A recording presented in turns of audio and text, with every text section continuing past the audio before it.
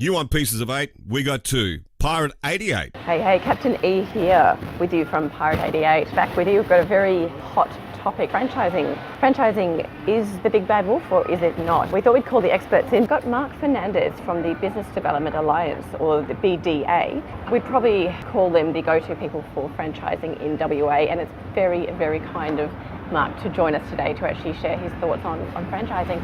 Mark, if anyone was to blame, who is it? Who can we blame? Well, thank you. Firstly, thank you for the opportunity to be here today and to share my stories. To answer your question, who is to blame? Yeah, tough one. Franchisors generally take the bulk of the responsibility, but the franchisees also need to share in that responsibility.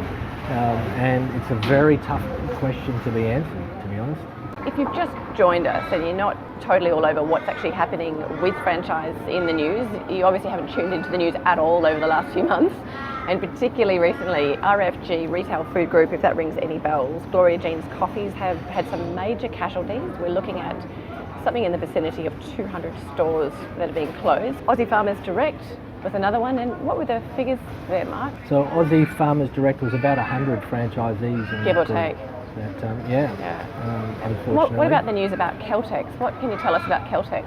Yeah, well, Caltex, from my understanding, is an interesting one where the management's reviewed their position, looked at their growth strategies, and determined that franchising isn't their path moving forward. So they need to be commended, actually, for having an internal look and reviewing the numbers, the feasibility, and pushing that out.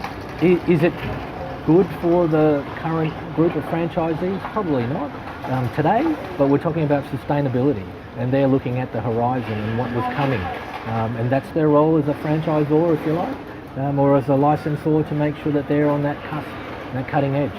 Franchising is gaining a name that's scary. It seems like it's not a good place to get into. The government is saying that we need reform, we need better legislation. What's your take on that one? Oh, look, I don't think we need any more legislation. We're one of the highest compliant franchise systems in the world in Australia, so that's not the key here.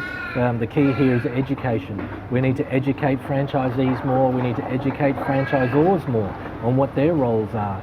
And franchisees or prospective franchisees looking to get into franchising have to do their own due diligence, have to make sure that they go to a franchise advisor, a business advisor, a lawyer and accountant to get the right advice.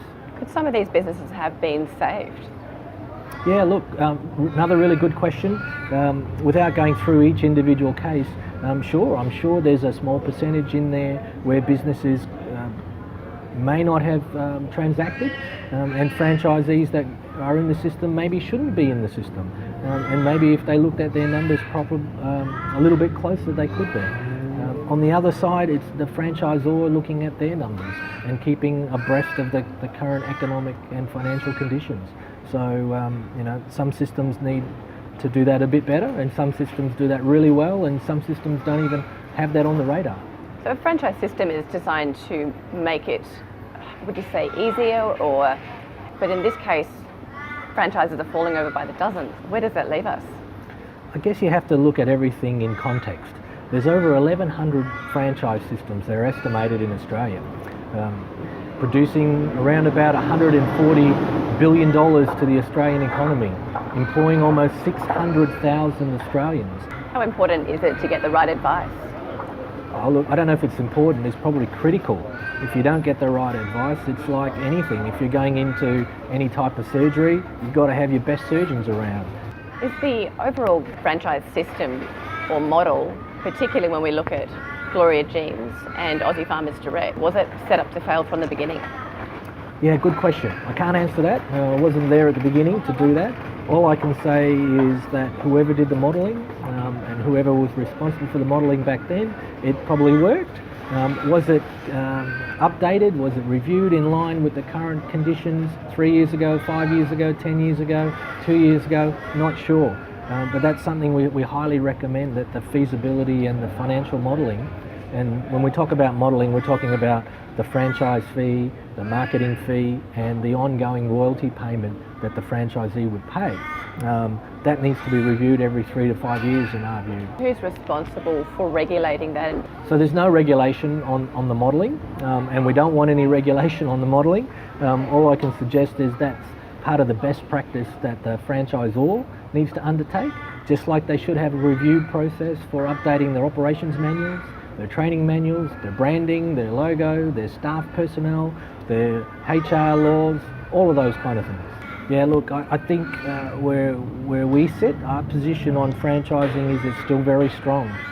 There's a number of wonderful, successful brands out there that sneak under the radar, just go about their business, doing what they do, and do very well. Franchising, estimated 60% of all shopping centres are a franchise. There's a whole world out there of wonderful success stories with franchisees winning awards, franchise systems going overseas. We just had the International Franchise Conference in the US. A wonderful time there for the people there, and there's such euphoria around franchising that some of these stories just take away from that. And I certainly don't want to water down the fact that there's some systems there going through some hardship, but it's all not doom and gloom.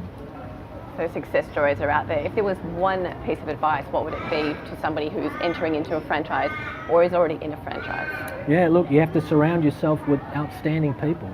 You need the experts, and we talk about franchising as a different language. We talk about it in French, and so if you're getting into franchising, we encourage you to get all your French-speaking people lined up. Your lawyers, your accountants, your business advisors, bank managers, finance people, marketing, all of those people need to understand franchising really well and speak the language of French. And franchising is all about having the right expertise around you. There we have it. That was Mark Fernandez from the Business Development Alliance. If you guys have any questions about franchising, then we would encourage you to get in touch. He certainly is the man with the knowledge, and not all doom and gloom. If you're in franchise as well and you are experiencing any issues, I would suggest before you throw your hands up and run away and hide in a hole, maybe just give them a call. That's the BDA, the Business Development Alliance. And of course, we are completely neutral. We are Pirate88 and I am CaptainE. Over and out. Thank you for having me. You want pieces of 8? We got 2. Pirate88.